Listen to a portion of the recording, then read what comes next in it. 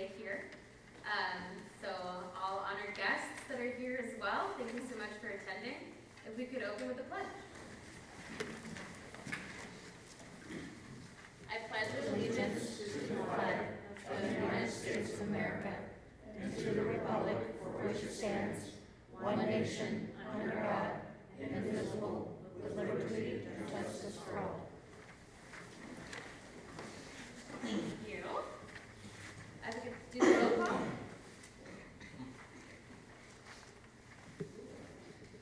Trustee Grimm. Here. Trustee Sierra. Here. Fiscal officers here. Township administrator. Here. Chief of fire. Here. Chief of police. Here. Superintendent of public works. Here. And corporate finance. Thank you. I'd like to make a motion to accept the agenda with flexibility. Second. Trustee Sierra. Yes. Trustee Grimm. Yes. The next meeting will be May 18th, 2023, same at the same spot here with 3820 Cleveland Avenue at 6:30 p.m. Super excited today. The Gen Z board can speak a little bit more to this, but they were kind enough to give us an opportunity to work with Bill Lafayette, who's here. And so he's actually going to give us a presentation on economic development. Well, thank you, and thank you all for indulging me. How are you two, sir?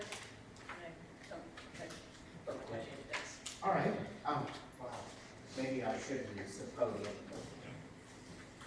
I'm sorry.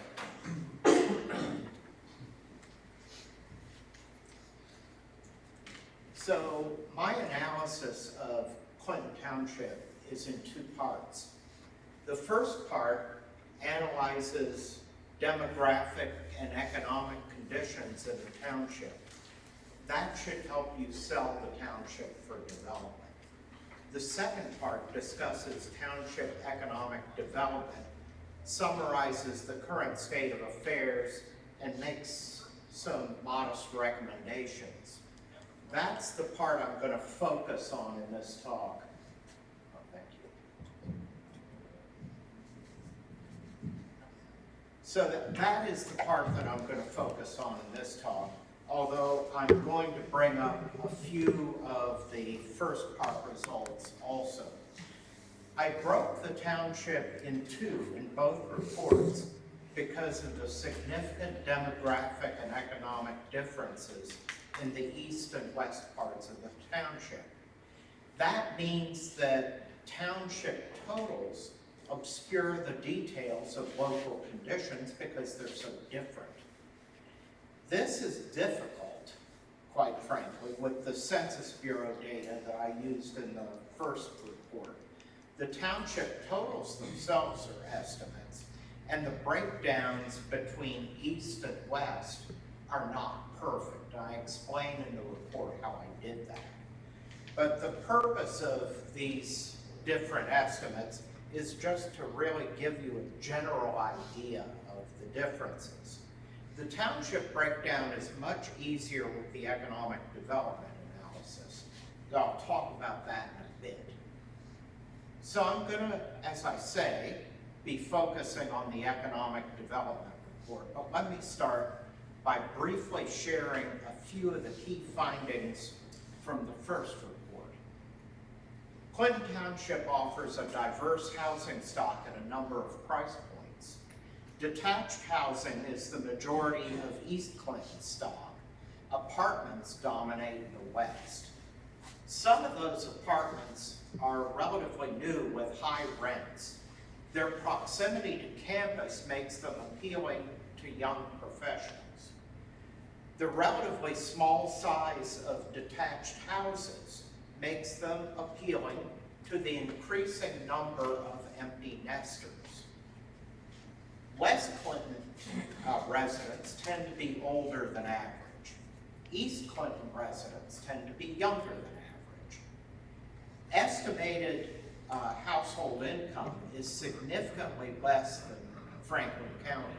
It's also less than Columbus, but because of the margins of error, we can't be sure. Because of this, the level of need in Clinton Township is greater than the city average. The poverty limit is much less than what people need to make ends meet. So people analyzing poverty generally look not at the poverty threshold, but at 2%, 200% of the poverty threshold as a measure of need. The percentage of households with income below 200% in West Clinton compares to the city and the county. But the East Clinton percentage is much higher. Half of East Clinton households have income less than the 200% threshold. What is the poverty threshold? The poverty threshold depends on the size of the household. It's like $20,000 or $30,000, which is ridiculously low. But I can get you the exact numbers if you want. So now let me turn to economic development. I analyzed the economic development of the township by identifying every commercial parcel in the township. I used several different data sets to get the identity of the businesses in each parcel and their employment. The township fire inspector vetted the results. These are still estimates, but they're probably pretty close. I classified each business's employment using government-defined industry sectors and the government's classification methods, so the township percentages are comparable to the county percentages. I used the industry sector totals then to compare employment in the township with the Franklin County average to see where the big differences are. Not surprisingly, Martha Morehouse absolutely dominates township employment. Totals from one of my sources suggest almost 4,000 jobs at this facility. That's almost 58% of total township employment and 67% of employment in West Clinton. That makes all other employment concentrations, when you throw that in, shrink to nearly nothing. So I analyzed employment excluding Martha Morehouse. That's in this chart. This shows the 7 sectors with the largest employment in the township in order of their employment in the total township. East Clinton's in blue, West Clinton's in purple, the total township's in gray, and Franklin County is in black. Retail, as you can see, is by far the biggest sector in both the East and the West. The percentage of retail employment is around 3.5 times the county average. Restaurant employment, which is in accommodations and food services, is almost twice the average in the East and also high in the West, even with the 2 restaurant vacancies at Lennox. The fact is, though, that both retail and restaurant jobs are particularly low paid. Manufacturing is nearly 3 times the county average in the West, with National Electric Coil and 1 or 2 small establishments. The business services category combines 3 sectors that you'll see in the report: professional offices, company administration, and administrative support and waste services. Government statistics often combine those services too.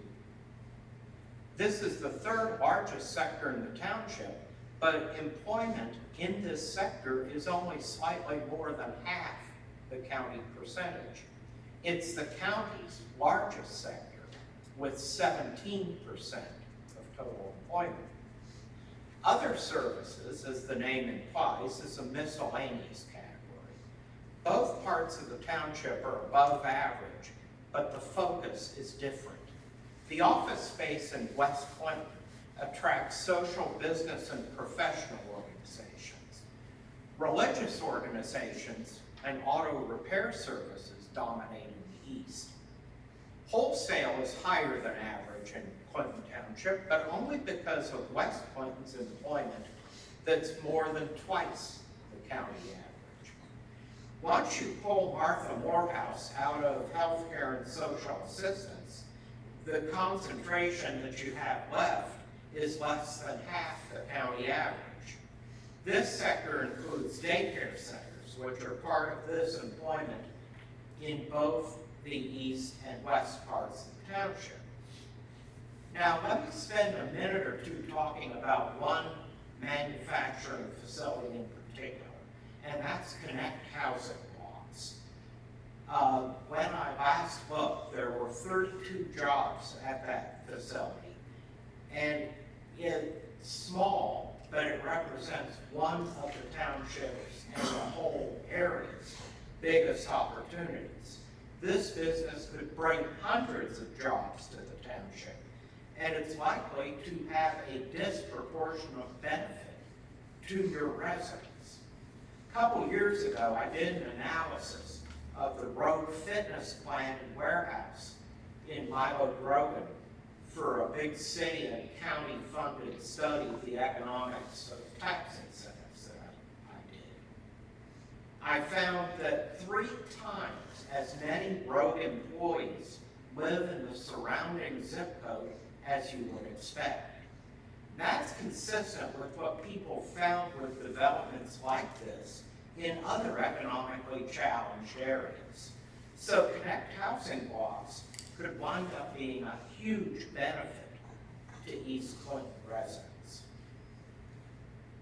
West Clinton seems to be doing well, but you should focus on revitalizing East Clinton, both commercial and residential areas. So here are my recommendations. You should survey large and small employers or hold focus groups, or both, ideally in both parts of the township. The point of this exercise would be to find out why businesses are where they are, what they need to grow, and what barriers might be holding them back. That helps you with business retention. A key benefit and a key challenge is that many of the businesses in East Clinton in particular are small and locally owned. One benefit is that these businesses have unique offerings that could appeal far beyond the neighborhood if they were properly marketed. Another benefit is the fact that a successful business can generate much more income for its owners than a wage job ever could. It can also be a way for ex-offenders and other people with employment barriers to become gainfully employed. A broader benefit is, as I explained in the report, the ability of locally owned, locally serving businesses to trap income that would leak out of the economy if that income were spent at a chain. And I spend a fair amount of time in the report talking about why that's true and why it's so important. The challenge, though, in this business makeup is that small businesses tend to have a very high failure rate, which is often a cash flow problem rather than a sales problem. Believe it or not, many small businesses fail as their income is increasing. So you have a strong incentive to ensure business success. There are resources available for small businesses, which I discuss in the paper. One of my suggestions to assist small businesses is an association of the businesses in East Clinton in particular. I also suggest a neighborhood association in East Clinton and the revitalization of the University Heights Civic Association. I'm a big believer in those associations. I've seen what active business and neighborhood associations can do after living for 17 years in Marion Village, which has both a very active business association and a very active civic association. The business association can do cooperative marketing and put on events that draw attention to the businesses in the area. They can also serve as a peer mentoring network. Starting those associations would involve identifying a few community leaders and a few business owners willing to pull those organizations together. You can provide meeting space. You need to promise to listen to and follow through on their requests and needs, and mean it. I discussed Intel in the report. Intel could have a much larger impact on both areas of the township than many people around here probably think. That $135,000 average salary that everybody is touting implies that all the Intel workers are going to live in Powell, Dublin, and New Albany. But the reality is far, far different. For technical reasons, the $135,000 average overstates what the typical worker is going to earn. And it almost certainly includes the value of benefits, which you can't spend on anything. I've done a lot of work on Intel's impact on the region. One finding is that even if Intel pays well above market, and they certainly will, as many as 1/3 of Intel workers could earn less than $50,000 a year. We're going to need a whole lot more workforce units and apartments, if that's true, than we will mini mansions. Those workers, it seems to me, are going to be drawn to the township's affordable housing stock as the housing closer to Intel gets more and more and more expensive. And honestly, you really aren't all that far. You're a fairly easy commute. Now, the problem is, and I've talked about this problem a whole lot, we've been underbuilding housing in Central Ohio for the last 15 years. And that's why housing prices are rising, and that's why rents are rising and becoming less and less affordable. There's going to be a whole lot of demand that we aren't even seeing yet. And Clinton Township should not stand in the way of greater density to accommodate this demand. The big challenge, believe it or not, that you may eventually have to manage in East Clinton is gentrification. Nearly half of those jobs are going to require only a high school diploma plus about a year of training. This could be a real opportunity for township residents with high school diplomas or GEDs to earn way more than they could earn practically anywhere else. So that is what I wanted to share. Thanks a bunch for listening. Thanks for the opportunity. I guess questions?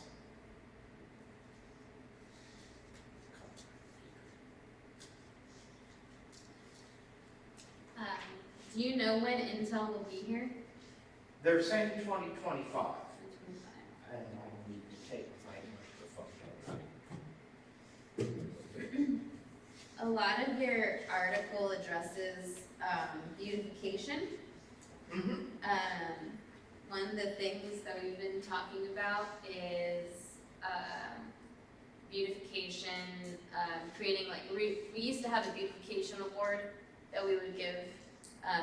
We're also working on a roads project. We have a 7-year plan to try to improve the roads over on this side.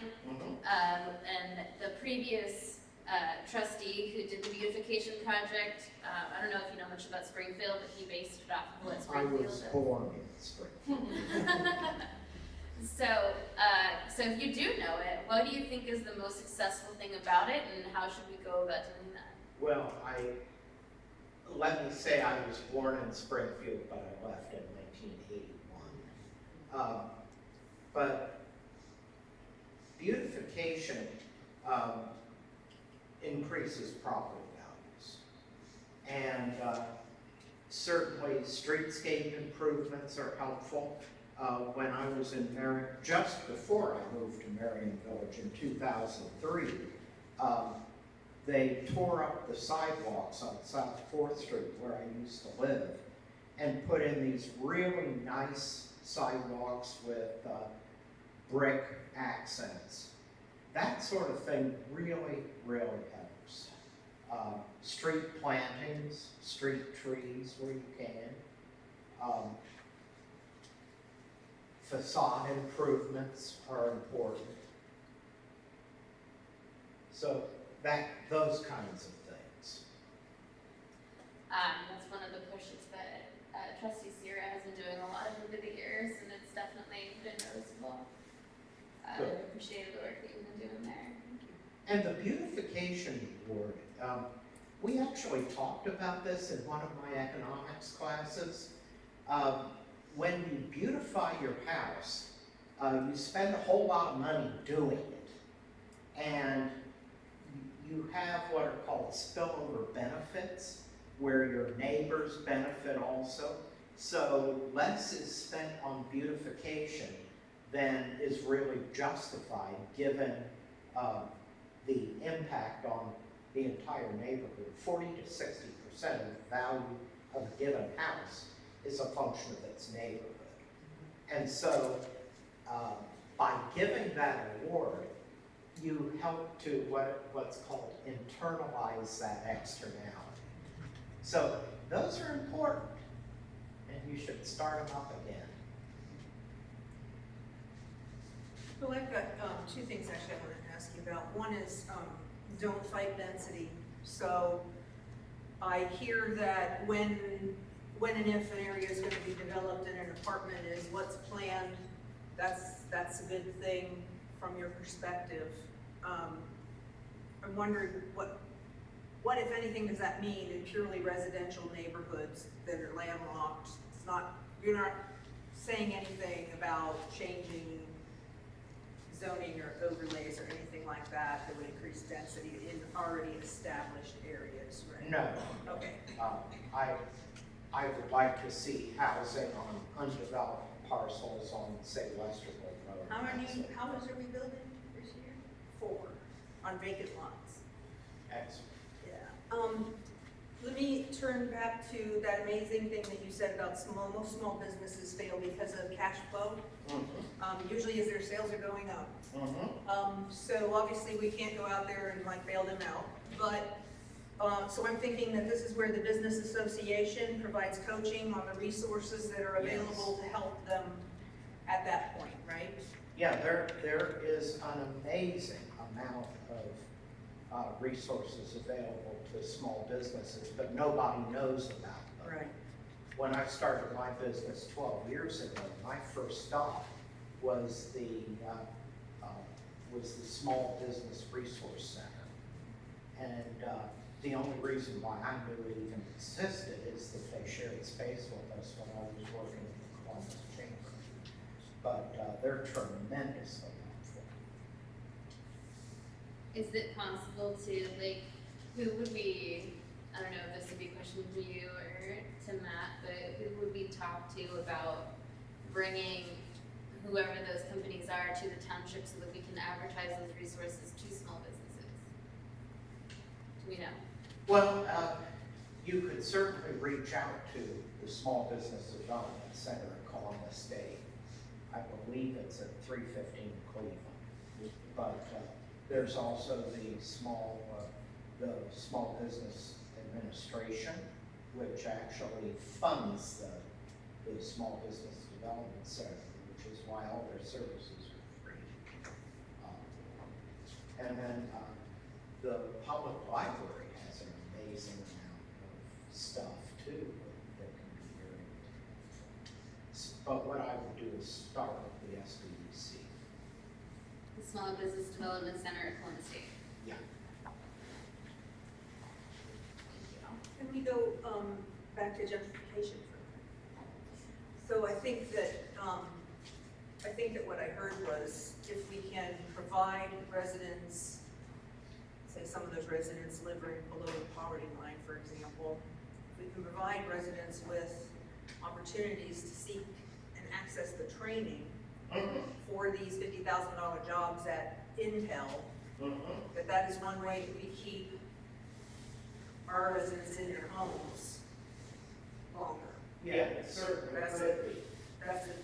And are we not positioned really beautifully with that between the CODA, CMAX, they will practically drop them at close safe's door? Yes. Yeah, actually, I think it goes right by home. So this is really like, I'm missing something, but this is really just like a messaging issue. In part, yes, I would agree. Although part of it too is enhancing the big corridors, Cleveland and Western. And you'd be amazed at what a small amount of investment can do. That's what we saw when they fixed up one park. Maybe talking to one park might be a good idea. Lyman is it? Lyman Park, it's a neighborhood north of Fifth Avenue between Fourth and Grand. Real good campus. They are. What LSU really kind of involved? They were. With that They regional were. limits for affordable housing for their professors and LSU's staff. How's the gentrification been going there? Severe. Yeah. Yeah. So it can be a problem. It can be a serious problem that you're going to have to keep your eye on. I spoke to you about this personally, but I want to just say it in front of Rebecca and the rest of the world, and ask the question again. Are you willing to continue working with the township in terms of perhaps helping us get a leg up on getting some business association work started, conducting a focus groups perhaps, and coaching us, getting us going with some of that development per your recommendations? Certainly. No, I think that if we can enhance Plymouth Township, it's going to help everybody. And that's why I do what I do, to help people. So yeah, I've done bunches of focus groups over the years. And I'd be happy to do that, happy to pull together a survey or two. I have a friend who was president of the Marion Village Association for a couple of decades. I've talked to him, and I think we can call him. So are you suggesting maybe to start out with just like a paper survey type thing, or Well, actually talk to people Possibly. And I guess the advantage of starting with a paper survey is that you surface some of the ideas that you could then talk more in depth about in a focus group. And the focus group could really be sort of a problem-solving group. And it would be a really great way to get people excited in the business association. Yeah, there's always an ulterior motive to this stuff. One thing I'd like to ask you that I haven't done yet, and it's a big concern of mine, especially regarding gentrification, is on the west side of the township, Ohio State is in the process of developing a gene therapy research center, which I think is drastically going to impact the property values in our area, which will definitely, I think, going to inflate taxes and create some issues. What can we do for our residents and long-term residents to help prepare for that?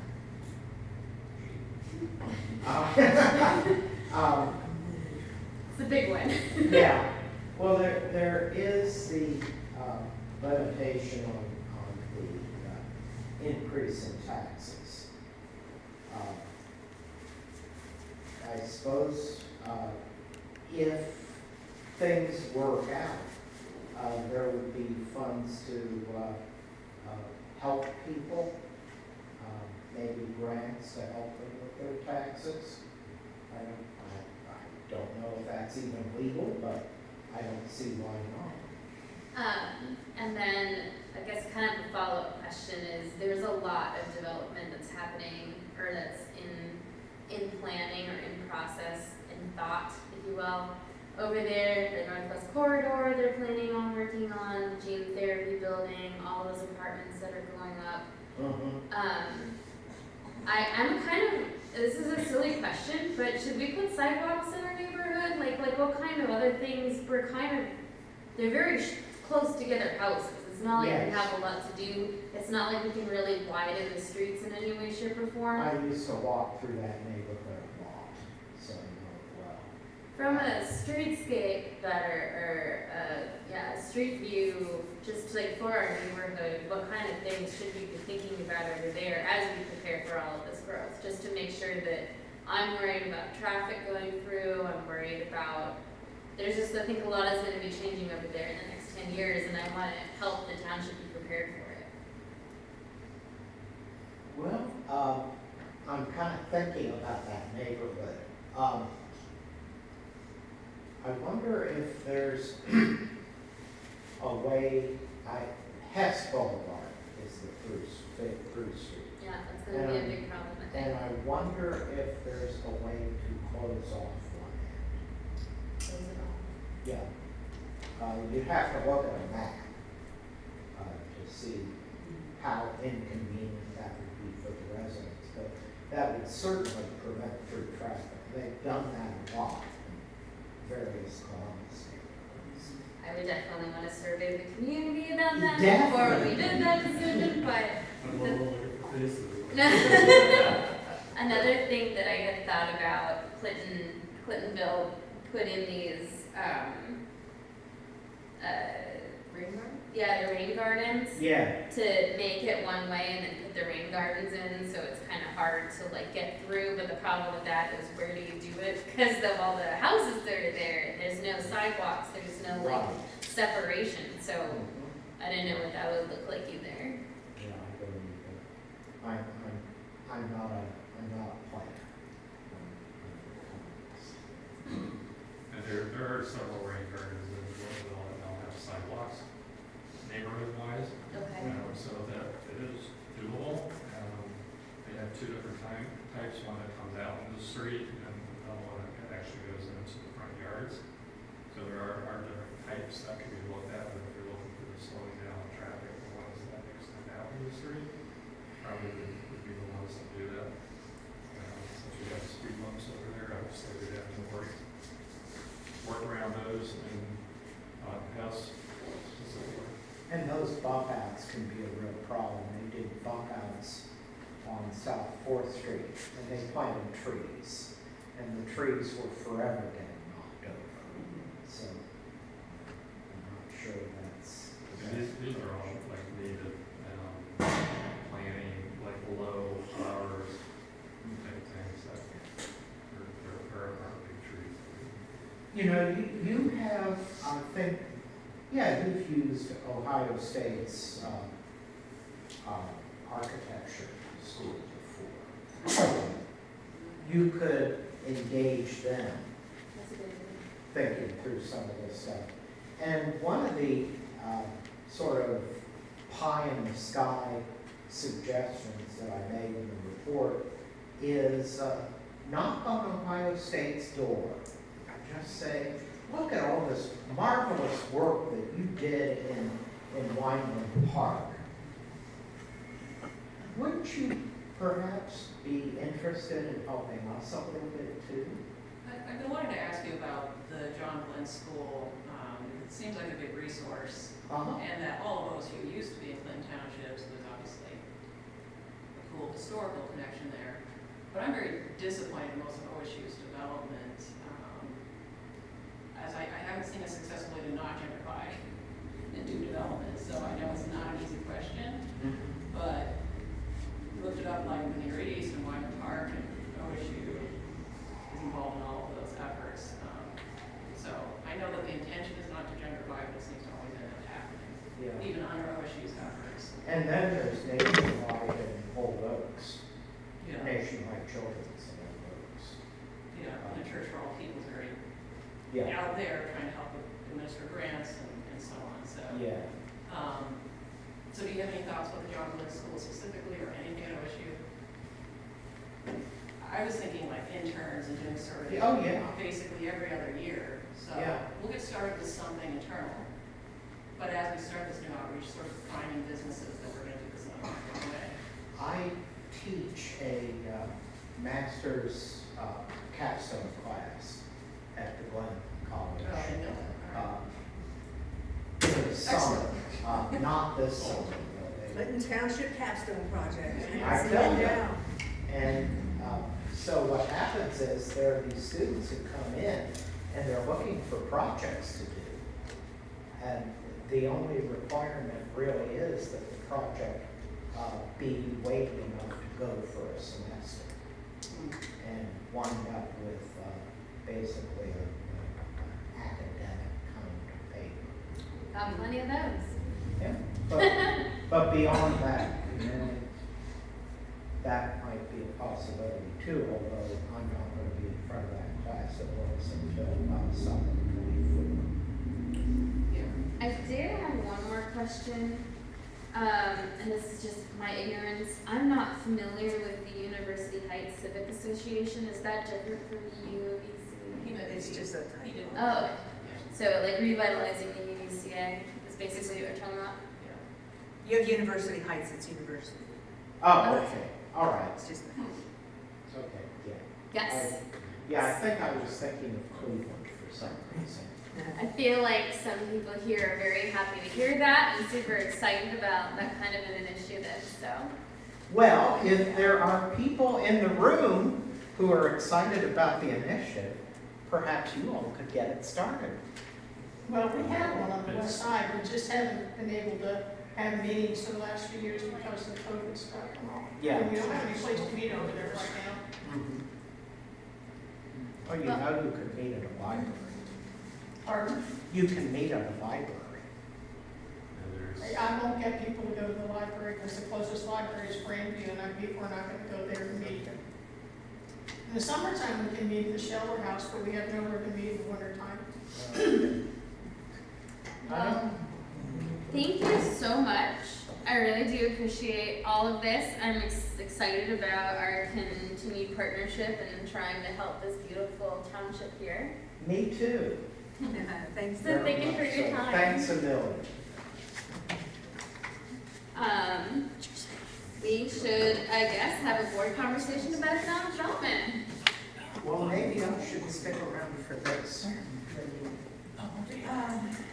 I was just gonna ask if we wanna start talking about priorities, it seems like we should all three be together.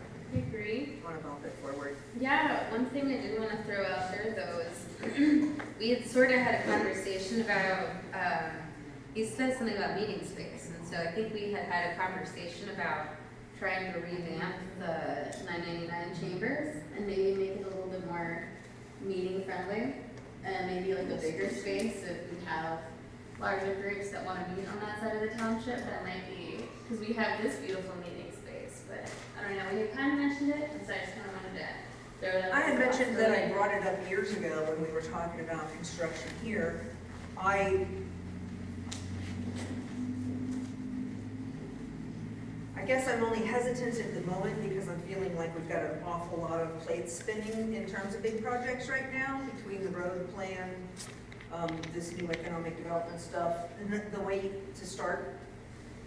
If we're gonna get serious, we have to sort of get a survey, see where everything lies, where all the utilities are, whatever, engage an architect, and I guess I'd like to hear more from the community too about needs and stuff, but I'm not adverse to talking about it, but again, I would like to see at some point, what are we committed to right now? Because between sidewalks and public works grants and our own initiatives about blacktopping, and then recently committing to a sidewalk start project for Chambers Circle. It just feels like, I'd like to know where we stand a little bit first. One thing. Not another big one. One thing I would like, I agree with you, I think we should survey, I think we should, I think one of the things that maybe we should work on is what should that survey look like? And I think there should be one for the community and one for businesses. I think that would be beneficial. For next session, maybe that would be a good place to start, like what kind of questions should we be asking, and, because I definitely think that would have a lot of value going forward as we're trying to figure this out. Bill, would you have examples of past surveys that you've worked with that you could share?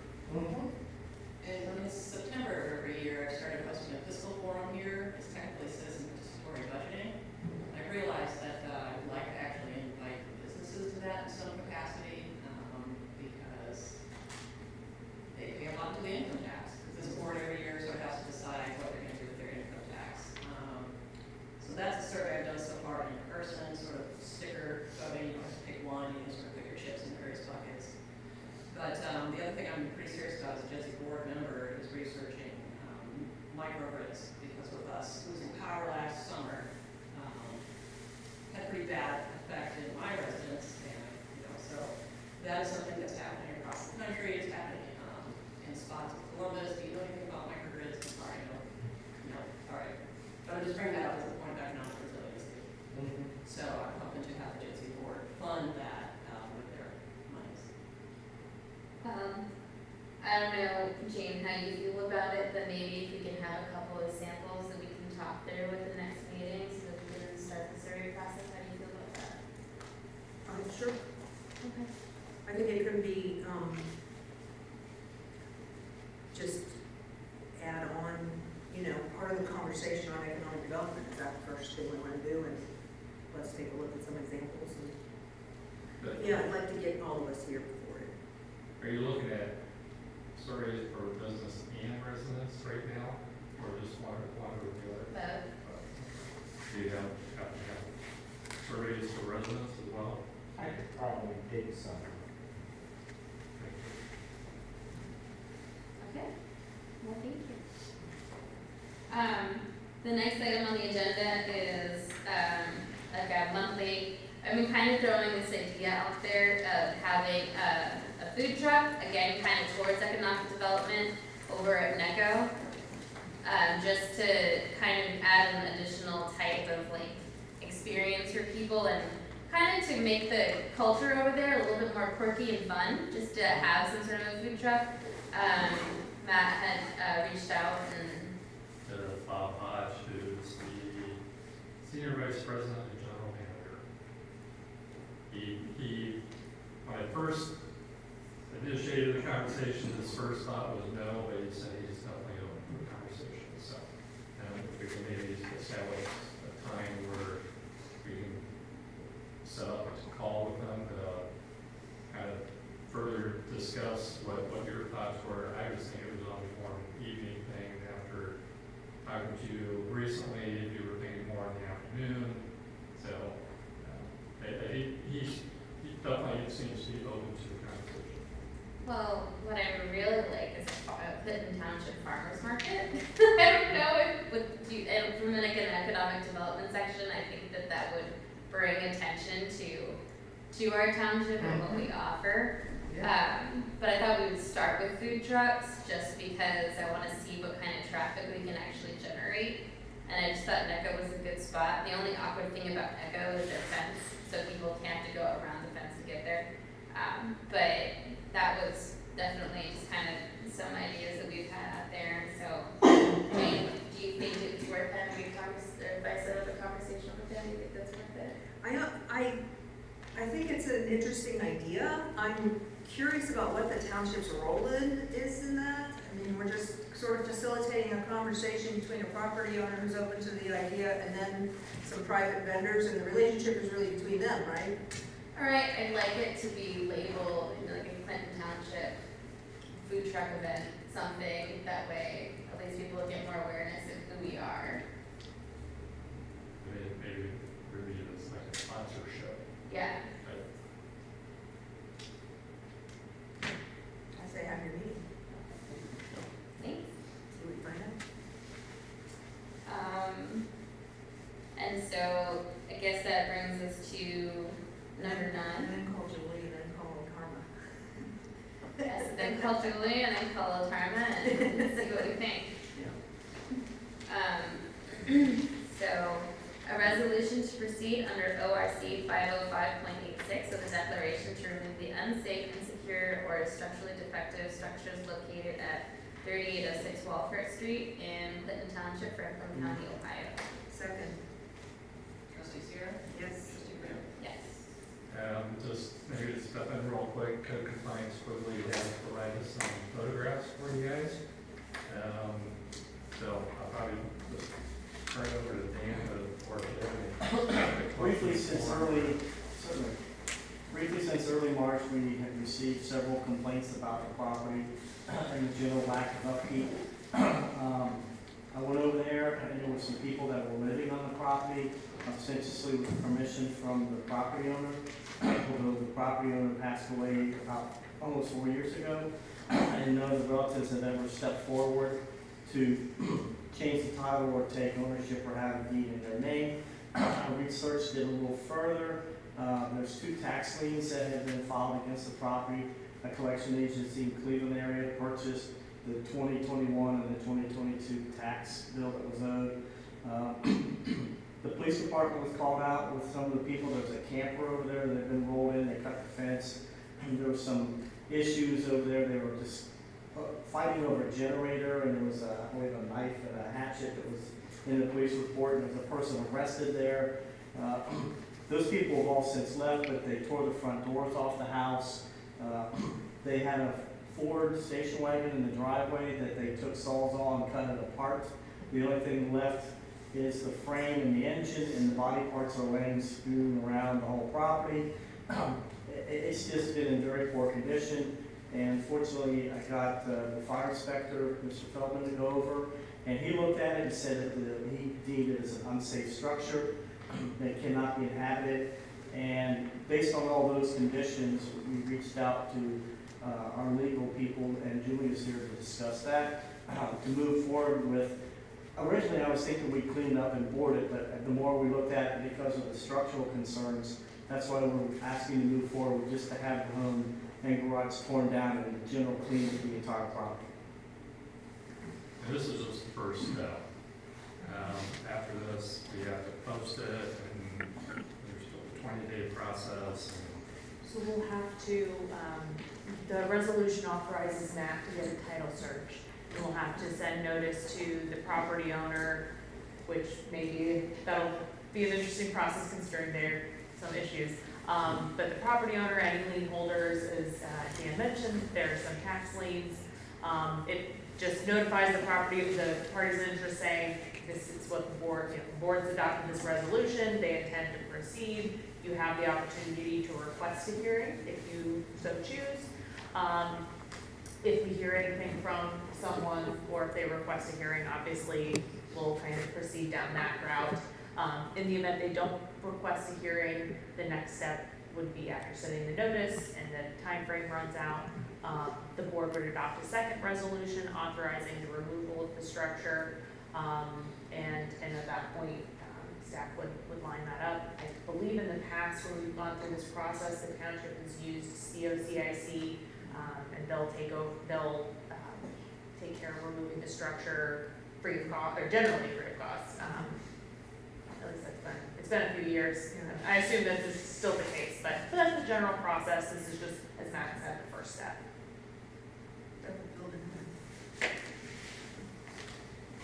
So that'll be maybe next month. Correct. Okay.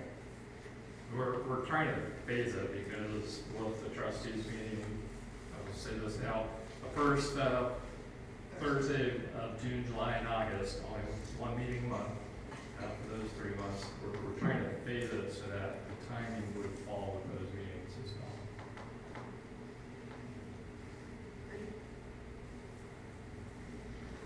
Thanks for moving it all along. You're welcome. Michelle? It's been seconded, and I think we all said yes, so does that mean that this is the resolution to sign this? That's a copy of the resolution now. Since Jess was not here tonight, we should still get her signature on that, or? So it just needs a majority approval, so, so even though trustee Jessberger's not here, the resolution can pass. And it did. Totally. Perfect. Okay, so one of the things that trustee Jessberger has been initiating is monthly National Creative, today, this is May, is National Creative Beginnings Month. So it is a time to celebrate doing the best thing possible, being creative. We celebrate creative beginnings so that people can awaken their hidden creative skills. Each person uses creativity differently and in their own way. And as a previous art director, I feel like she's definitely excited about this month. Trustee Zura. Do you have any recommendations on how to start being creative or to try something new? Let's be more creative.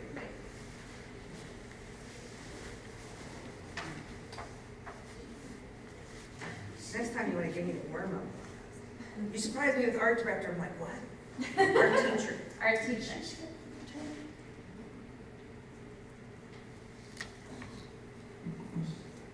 Well, me personally, I love to generate ideas and I just like to talk things through. So part of my personal creative process is just to say, hey, I came up with this idea and just kind of brainstorm and see what other people have to say. I love collective creativity. So that's something that I'll do, or like to involve. I make soap on the side, so I love trying to get other people involved with the creative process of the soap because it's not something that they normally do, so they can use colors in different ways, and then a month later they get a little present that's something that they got to help with the creative process. So those are some things that I love to do. So from a creative perspective, think about it, come out, try to get out of your little shell and try something new this month. Well, most people don't even believe that they are creative. We deal with that in art education a lot, and it's helpful to remember that we make creative decisions all the time. We all decorate our homes, we all choose our wardrobes, so we're always immersed in it. Perfect. I will pass it off to the fiscal officer. We skipped number 10, didn't we? I think it's like 100. We're gonna talk about that later. Oh, okay. Sorry. Request approval of the April 20th meeting minutes. So moved? Second? Trustee Sierra? Yes. Trustee Grimm? Yes. Request approval of the bills. So moved? Second? Trustee Sierra? Yes. Trustee Grimm? Yes. Approval of, or request for approval of payroll. So moved? Second? Trustee Sierra? Yes. Trustee Grimm? Yes. All right, and then requesting approval to create fund number 2905, the Walford and Ormond Improvements Fund. I'm super excited about this. We were actually able to get the grant that we've been working on. So definitely so moved. Second?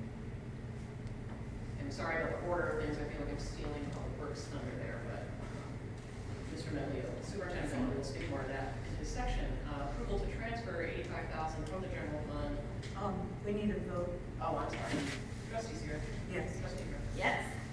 Request approval to transfer $85,000 from the general fund to this Walford and Ormond Improvements Fund. So moved? Second? Trustee Sierra? Is that our entire share?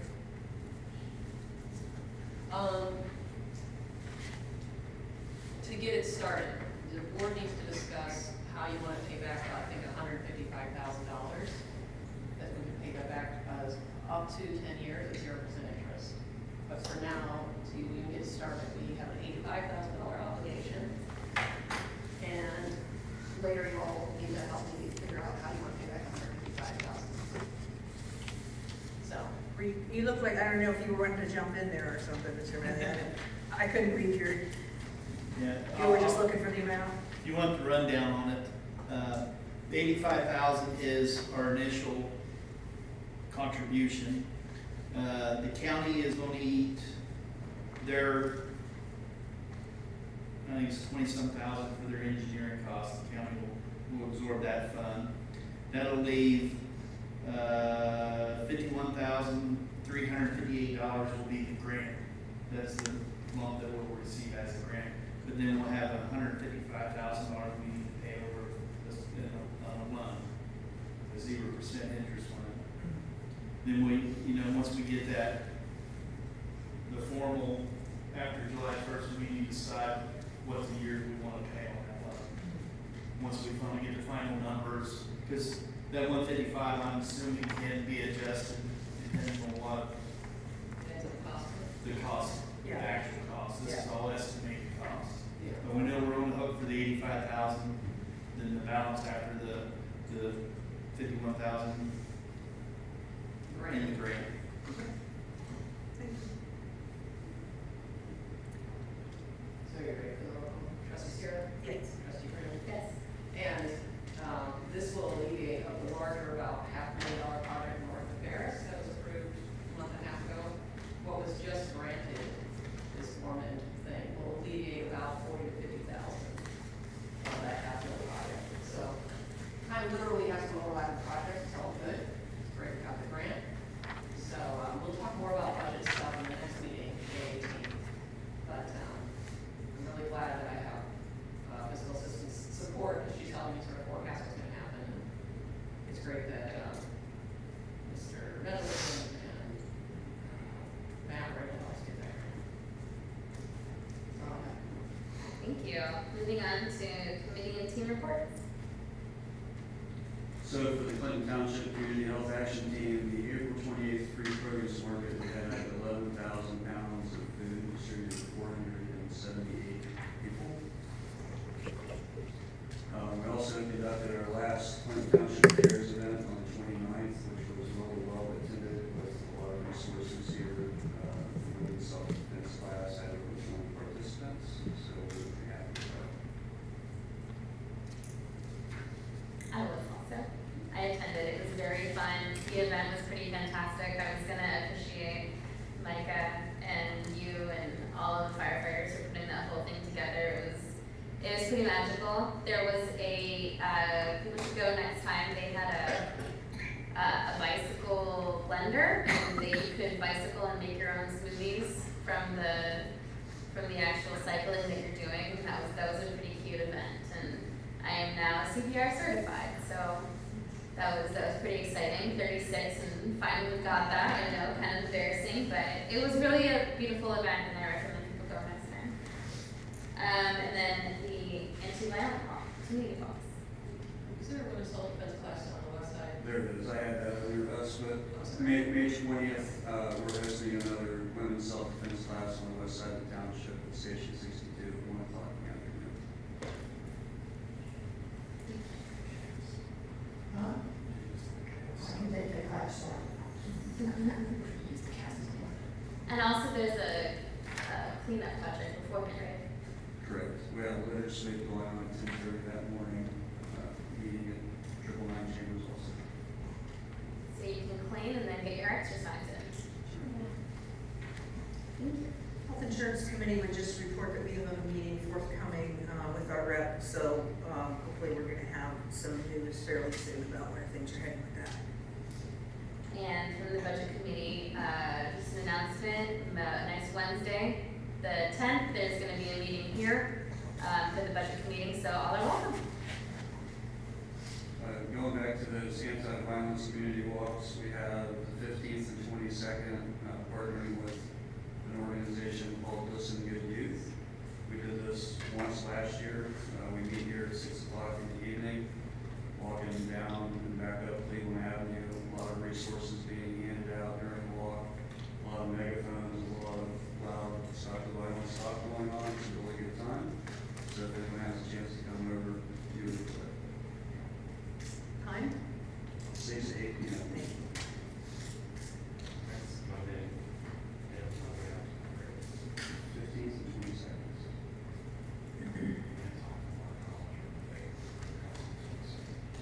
to administration. Monthly report has been submitted, just some quick highlights, attending both the birthday and block watch meetings, over the last couple Saturdays, had the Z meeting, the quarterly meeting,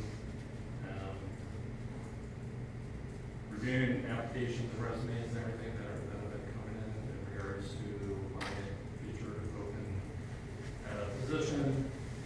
Grandview's, Chamber had something called a development download.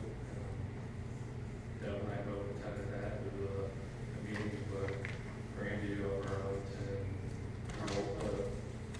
I guess they have it on kind of a regular basis, thing. Grandview, sent us the invite, so we both attended that. Got a week vacation, Morpsey came here for an on-site visit, so talking about other things. Moving on, the Walford and Northern Lanes closure. I know this has been a discussion ongoing, I guess, prior to my tenure here even. The last time we brought this forward, the county said, well, you need to get the property owner involved. When I were talking with them at that time, they were not interested. Dan has been working with on the code compliance issues with litter and everything there. They sent someone from New Jersey on site so that they could get some eyes on what the issues Dan was talking about. While they were there for that, she had seen all these cars coming through Walford. She's like, well, can we close that off? We're like, well, that's fun with one of the township schools as well. So we finally got a letter from them saying that they would agree to closing off not only Walford, but ideally Pauline, which is Columbus Street on the west. And they want to do Dewey as well on the south end. Those might be a little more difficult because it's not as simple as closing off the road, because on the west side, there are all apartments and there's a nice grassy area that cars can just continue to drive over to get access to. And then when you get down to Dewey, there's a building with businesses in it. How you want to close that off? So those areas we're not have to probably still work with them. But the main thing, at least from the township perspective, is Walford. You guys have photograph aerials of what Walford and Northern Lanes would look like. This closure, though, would probably have to extend further west, because you see the overhead aerial, this property here has like a makeshift driveway going into Northern Lights. And there used to be fencing back there, but there's no fencing back there. So Dave and I are talking that we probably need to extend whatever barrier, not only across the Walford part, but through that parcel on the west. Dave and I have kind of talked about his recommendation of maybe more of a guardrail type situation, which I believe we have at Elmore and Dresden. Dave also recommends that we have some sort of offset so walkers can still walk through there, so they don't have to step over a guardrail. Eventually, we maybe work with county to remove part of the pavement in front of this barrier, maybe do some sort of plantings. So it seems like we can move forward. We don't really have any idea about cost yet, but So we're done with the process, we can just go. work with the property owners and close it off with one of those. Yeah, the one thing we have an issue with, just to bring the touch topic here, Tina Brandon, we didn't have a guardrail that went across Tina Brandon. Yeah. We were chasing cars that go around the guardrail through people's yards back into the old Amco back there. So, on my end, I would suggest they go a lot lighter than just do it. But I guess what we, Let's do it. I guess we're just voicing, I ride my bike on a lot of places, so if it is, I just said walker, I would say bicycle accessible, that'd be nice for pedestrians and folks on wheels, but not vehicles. It has to be wide enough for them, but not wide enough for a car. Also part of the process would probably do some sort of signage right at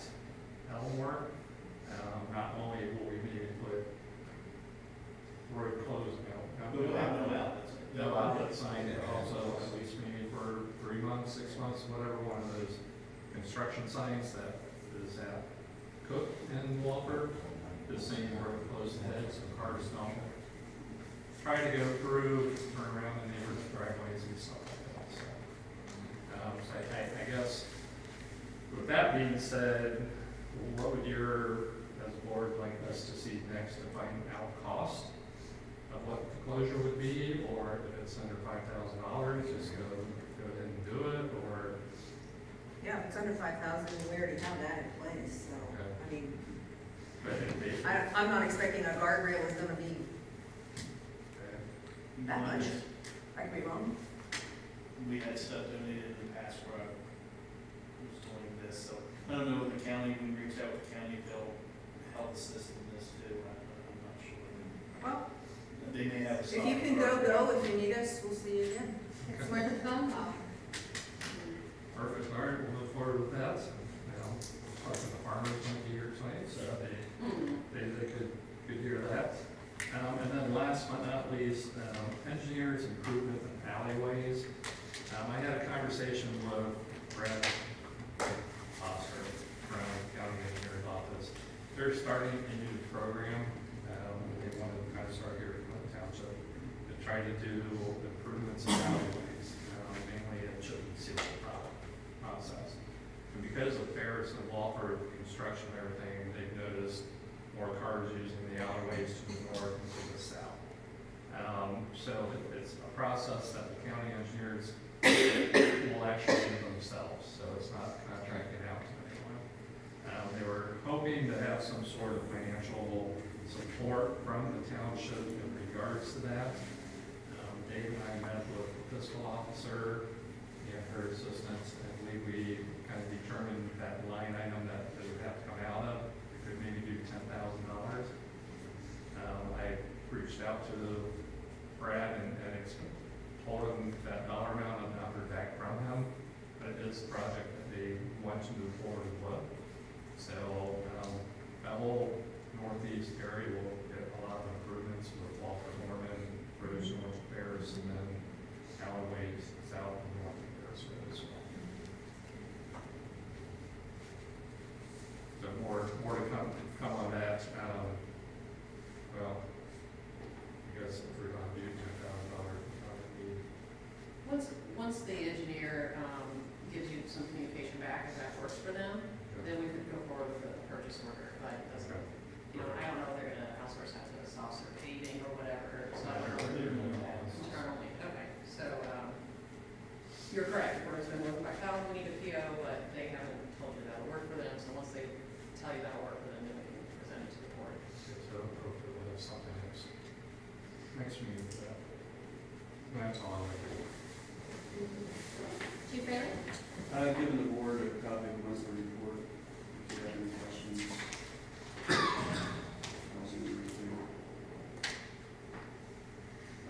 Next is a request of motion to accept the resignation of firefighter Beyonce Drummer effective May 13th, 2023. I have Ms. Grant also here. So moved. Just a 13. Second. Trustee Seer? Yes. Trustee Grant? Yes, Sad yeses. very sad yeses, he's a wonderful person. That's all we have. Thank you. Chief John? Sent my monthly report the other day. We're saying about the same, total 639 calls for service last month. Only one shooting. Domestic violence has actually come down, so we're kind of happy with that number. Probably about 8 to 9% reduction in those. Just a quick rundown. Lennox Town Center, we've had an uptick in retail theft issues with organized retail theft. Last 2 to 3 weeks, we've had officers in plain clothes, and then assistants from the sheriff's office working those details. We got 2 young individuals from Hilliard that were breaking into the cars. We got a Broadway restaurant that seemed to be on Friday nights. That was their fun thing to do, so we able to curtail that issue. But we're still going to be working with Bath and Body Works, Target, Famous Footwear. They're losing thousands of dollars a day. So we're trying to work some issues. Officer Wallace is working with other law enforcement agencies around Franklin County. They have photos of some of these retail theft groups. It seems to he's collaborating with some of the other agencies here in Franklin County, working on that issue, so. Work's still to be done over there, but, the officers are doing a great job and follow up and tremendous with the source. Just an update, Blackwatch meeting we had, this past weekend, went pretty well. Few folks, we thought were gonna come and show up, but, that process is gonna be, ongoing. Waiting to hear back from, Lisa Jones, and then we will, continue that. Sergeant Reeves has some more information for the group once I get a call, we're gonna need to get up here. But, those folks, Aubrey Road, Ely Road, collaborating, getting everyone together, so, they have high hopes for that. National Police Officers Memorial Week is May 14th through the 20th. Actually, the Ohio Police Officer Training Academy had a memorial for the state of Ohio today, down in London, Ohio. 245 officers were killed in line of duty last year, 5 of those being from Ohio. So the 14th through the 20th, we do what's called Black Ohio Blue. It's starting here in the Columbus area, and it's taken over kind of statewide, where we have different regions across the state participating in that. And basically, we ask the communities to support the fallen officers who died in the past year with the Black Ohio Blue, putting blue light bulb in front of the house. And then we also will be having officers participate in the annual cruiser thing that we do. A lot of agencies, not just from Franklin County, but nowadays surrounding counties, where we take the line of cars around 270 and have a children's hospital for all the kids that are in the hospital. And it's become an annual event for that week. So we do have 2 of the officers from here that are participating. So that's all I have. Public Works? Okay, I've already submitted my monthly report to the board, just like to touch base on a couple of them. To the end of April, we've already collected 49 tons of brush. And I'm kind of doing a spreadsheet on this to kind of track what our cost is to the township in the man hours. I think so far at the end of April, we had a little over 200 man hours in this and about $8,500 worth of cost. So just something we, at the end of the season, we'll see what we come up with cost for that. We're still picking up tires now. We've got 30 tires so far this year. And we had a tree over on at Hess Park on the west side that had an arborist come in and look at a tree and to see if we could. It's got several leads on it. It's over the shelter house. See if we can kind of control the lids and stuff. Maybe they won't fall off and break down on the shelter house. So they thought they could save it once they got in there. It's just pretty rotted. So that tree was removed today. So it is gone, and we'll end up having the stump ground shortly here. They got that taken care of. And Dan was over. He stopped by and seen it too. It was a lot of rot in that tree. It was bad. I mean, they took some of the branches, they cut it, the whole center was just rotted out. And there was one that you said when they took it, the water was poured out of the line, that it collected inside the tree, so it's just rotting from the inside out. Public service announcement, folks, this is why we don't top trees. Topping trees is bad. And that's what happened, just exposed the limbs up high and it just started down through the rock on the inside. Got the water terminal on the parks now, so anybody needs to do anything with the park, there is a water supply there. Our solar lights, we had another one hit. We had 2 last month we got hit, so. We found out that the new bases, there's a little different design into it, so we had to re-anchor some more bolts and get a lot more bolts in there to take care of it. We got means to do it, so we're taking care of them as they get tore down. Then I have the OPWC grant, we talked about that a little bit with the Walford Street, Normand Avenue. We got a letter, Matt got a letter that we did get awarded bid, or we got awarded the grant money. We can go out for bid, we just can't perform any work until after July 1st. That's one stipulation. We get design done, bid. The county wrapped this in with the bid, with the the paving that we're gonna do this year too, so. I talked with Mark Molinash from the county, and it doesn't look like we're gonna get any paving done until after July first. So, I think they sent out some paperwork to the meetings this beginning of the week, so we should be getting close to going out for bid for that. So hopefully maybe the next meeting or meeting after that, I'll have some costs for us. And I believe that's all I have. Thank you all. It's really exciting to see these two projects going forward, so thank you guys for all your hard work on that. Now let's go ahead and move to appreciations, and I want to reiterate that Saturday was a pretty amazing event. It was pretty high attendance. Do we have any numbers as to how many people attended? I don't yet. Franklin County Public Health registered them as they came in, but I didn't get the numbers from them. There was at least 100 people, if not more. It was very well attended. We had 100 yoga mats given away, and those are completely gone relatively soon. And water bottles. And what? They were like metal water bottles, the really nice ones to keep your liquids cool or warm, depending on what you're drinking. So next time, please come. You'll get a free yoga mat. I want to appreciate Dan for a minute. You have just been busting it out since you got here. Well, thank you very much. And, you know, I've sat through so many complaints about how our township looks and seen so many next door posts about why the township doesn't ever do anything about terrible properties. And I just want to say it's not true. We do. This township looks 100% better than it did in 2016 when I started. And that is largely due to your department and others who've been there too. But we have made it a priority, and you have done some really, you know, it's unseen kind of work, and until the house comes down, right?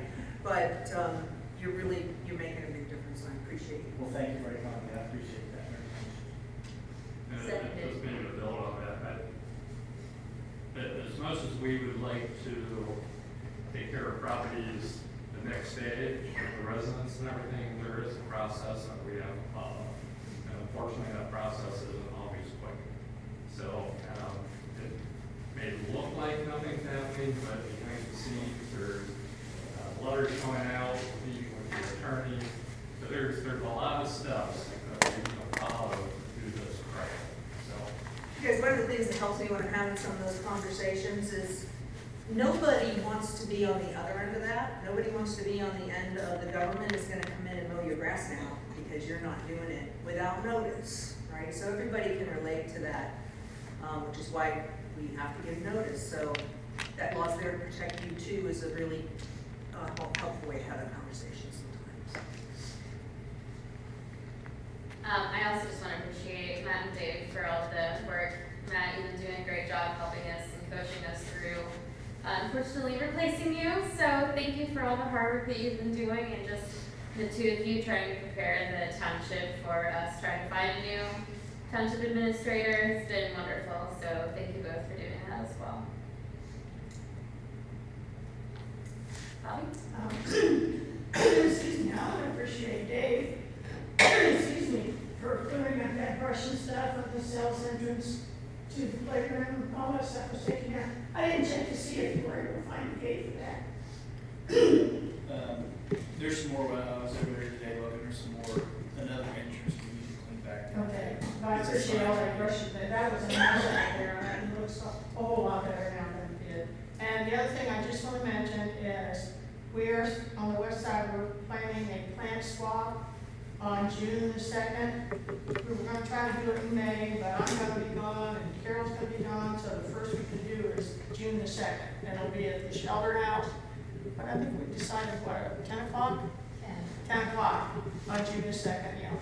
So feel free to come, anybody that got plans to swap or just wants to check to see if there's something you can find. Yes? Every time I've gone, I've come home with more Yeah, plans than I went with. very faithfully every year, so I just want to make sure you know. Thank you. It's a great event. I encourage everybody to go. You'll end up with a lot of brains. So we'll have a good turnout this year. We got a lot of new young couples of people there. We've got a whole lot of new babies. Oh, it's amazing. Just in the last couple of months, we've got 4 new babies and another one on the way, so we're getting a lot of young people. Good evening. I'd like to say I appreciate David, and I live on Lanier. I stop them often and with questions and concerns and complaints, but I'm here this evening as a resident of Lanier. I am very frustrated. It's on record that I asked several times to purchase the property next door to me. I always got the brush off. Somebody's gonna call you back, or we don't know what we're gonna do with it, or we this, we that. For 2 years, I called every month, left messages. I'd like to buy the property next to me. Finally, I got told it was given or sold to the land bank. No, give me the number to the city, I kept calling the land bank. No return call. Then, I see a note up and building. No one on my street, we don't know we know there's home being built, we know there's one being built on sale, and we know there's a few others. No one took the decency or the time to say to the neighbors on either side or on the street, is this home going to be put up for sale? Is it a home court? What habitat, what? We have no details. No information whatsoever. It would not have cost the township any money to do a simple flyer and distribute it to the few homes closest to the lots on Lanier and Sales. I'm not sure where the other homes are being built.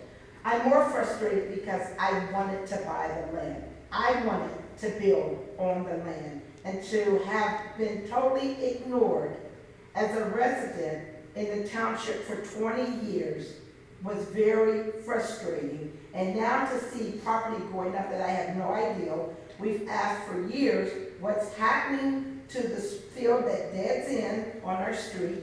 I had to take the initiative to go over to DeSales High School and inquire what's going to happen to this.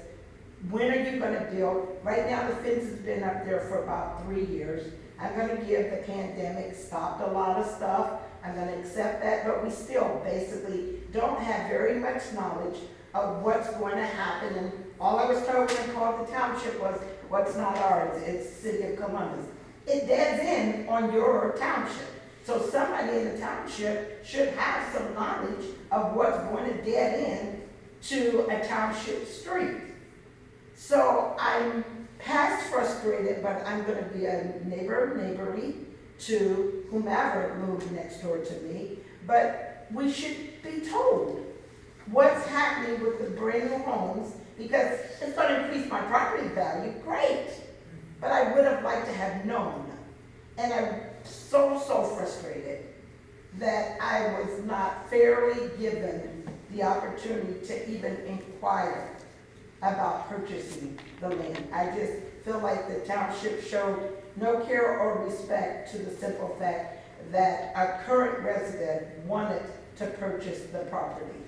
And so I'm just hoping if we have any property in the future, I hear we're tearing down a house somewhere, that we at least give the folks next to the houses at least the opportunity or some consideration. I said a lot. I started out thanking you gentlemen, because you gentlemen know I've stopped you lots of times and said, hey, what's happening here? The house behind me has been, I don't know what you call it, had installation wrapped around it for almost 4 years now. No siding, no windows, no nothing, just installation. I called the township and voiced my concern about that. It had gorgeous green open space. Now it's trucks and Sea container. just trash. I can't tell you specifically for that one. There is, that's been passed over to Franklin County zoning because the sea container is an illegal accessory building, it's not allowed. And I sent him a certified letter and spoke with him, told him it has to be removed. The same with, he had a skid steer and he had a big pile of dirt and all the other things that are going on with that property. There's another gentleman right across the street from him that also has a container. He's just given the letter, and I've been working with him to try to get something done with it. This other gentleman, it's been turned over to Franklin County because He doesn't live there. I know. The property's vacant, he visits it, but I'm not highlighting I him just understand to your- get him, no, your you know, I concern. don't wanna get any, he's my neighbor, I wanna stay neighborly. And Yes, ma'am. he's cussed me out many a times when I called the fire department for his huge fires that he Yeah. put on. I mean, he's banged on my door, hollered and screamed at me like, what the hell did you call the fire department for? And when even though it's fire pits on my property, and I enlightened him about that he's 15 feet on my property with his huge fire pit that's probably the size of one of these tables. But in a short conversation, please be more considerate of your township residents and trying to communicate some things with us, especially when new homes are coming up around us. Give us an idea of what it is. I mean, I could come home in 2 months and it could be a house and a family could be in there. That's fine, but sometimes you kind of like to know. I mean, I have an Airbnb on my street now. I mean, First of all, I want to apologize because that was an oversight on our part to not communicate better, and we're gonna fix that. There's plenty of time for us to get some stuff out about what kinds of houses are growing up, what that's gonna look like, and we should have thought of that all along, and I do offer you my apologies for that. One of the reasons, early in the process, when we had several sort of empty lots sitting around, it was practice in the past that the township would literally almost give away lots. When the 2050 plan came out and the housing shortage became such a topic of conversation, we decided that using those for, side lots and side yards and stuff is probably not something that we ought to be doing. We ought to be rebuilding homes. I remember you coming to the meeting and wanting to buy that property. I remember that meeting. and I was building, it was not gonna be a side lot. Yes. I was building, I stated at the meeting that I was going to build a home for my daughter Yeah. out on the lot. So it was a new property, new home on the lot. It was not gonna be a mobile home or anything. I was planning to build. So, Part of but the- nobody gave me the opportunity to even seek the property or even present what I wanted to do with the property. So it's done and over with. I accept your apology. I'm just asking moving forward that if someone makes an offer, at least the township should halfway have some sidebar conversation with someone like Matt's department or something to see if that individual really is serious. And then if they're shucking and jiving, then move on to whatever we did with it, the land bank or whomever. But I wasn't even given that opportunity. I understand. Our challenge was, just so you'll know, that we have very little control over a private property situation with a private builder building a home. When we went through the land bank, we got to decide what type of home, exactly what kind of deed restrictions, what's gonna happen with the property. We can monitor that throughout, and we have a guarantee that it's gonna get finished. Putting that into sort of a private property situation, we would have lost a lot of that ability. And I know that you feel you had plans, you knew what you were gonna do. That's not gonna be the case with every buyer that we might be approached with. And so part of the decision was, in order to keep the township safe and to keep the township whole, that we had to have some kind of control over what kind of house was gonna be built there. And I respect that if I would have been told that. I shouldn't have had to make a call every month to get the brush off. I should not have had to come to meetings, get the brush off.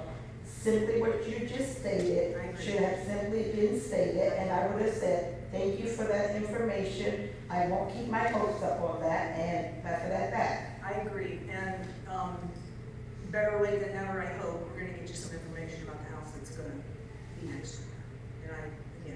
And I'm not saying you personally, I'm saying, it's too expensive to try to give everybody in the community information. And I respect that you're on a tight budget, but at least a dozen houses around those homes on those streets. Yeah. If you just typed up a one pager and stuck it on the door frame, you guys don't have a problem sticking one-pagers on the door frame when you're running for your positions. So take a little time to type up a one-pager and stick it on my doorknob when you're doing something major on the street. I thank you for your time.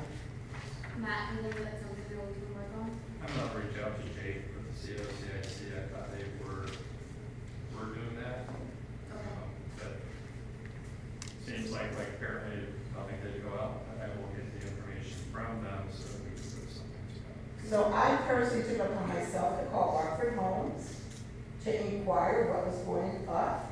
They were kind enough to tell me the type of home they were building. They were kind enough to tell me I could go look on sales. They were kind enough to tell me how many rooms it was and all of that, but they still did not tell me, is it going up for sale or is it, I don't know more details than what the home's gonna look like. And I took that initiative on my own because they've already started to, foundation in the dirt, which first rain on Sunday, ran right over my driveway because I'm a low driveway, and they built a high house with high land. Dave and I had a meeting with the county just on Monday, about drainage and all that stuff, so. They gotta address that, they will address I that. don't think so. And I honestly, I didn't come here to be negative. I've been here for 20 years.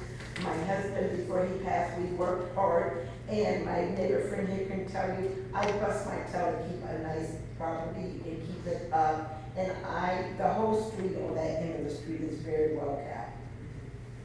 Well, thank you for bringing us this to our attention, and hopefully we can do our due diligence to make up for our error. And I also empathize and apologize for what happened to you. Do we have any other appreciation? Just that she reminded me about drainage, as we're talking about paving the alleys, Superintendent Nunnally, are they paying attention to adding any storm drainage or whatever with paving the alleys? It's not in the profile of the animals on. And so they're gonna end up elevating, adding more whatever's in the alley. Not much. I think they're just gonna fill the holes. Stone and chip is a little tiny spray of tar with little tiny pebbles on Is it. it permeable? I don't know the answer to what kind of material the tar is like. That's all it is. It's not pervious. Okay. I just asked them to sort of think through because Radnor not being considered, but that yard floods as is. If you pave the alley, it's gonna be more about flooding. Bobby? Speaking of alleys, it just hit me when there's an alley between Chambers Road and King Avenue, the part that belongs in the township there, by that garage, whatever it is anymore, I don't know. There's several, it's by the old diving place, between the old diving place and the garage there. The tree barn, America. the old tree barn. Yeah, it's only half of that that's in the township, I think. Right. Yeah, it's a very. Anyway, the half is in the township, there are a couple places there where there are huge, big holes that could use a little bit of filling in them, please. Yeah.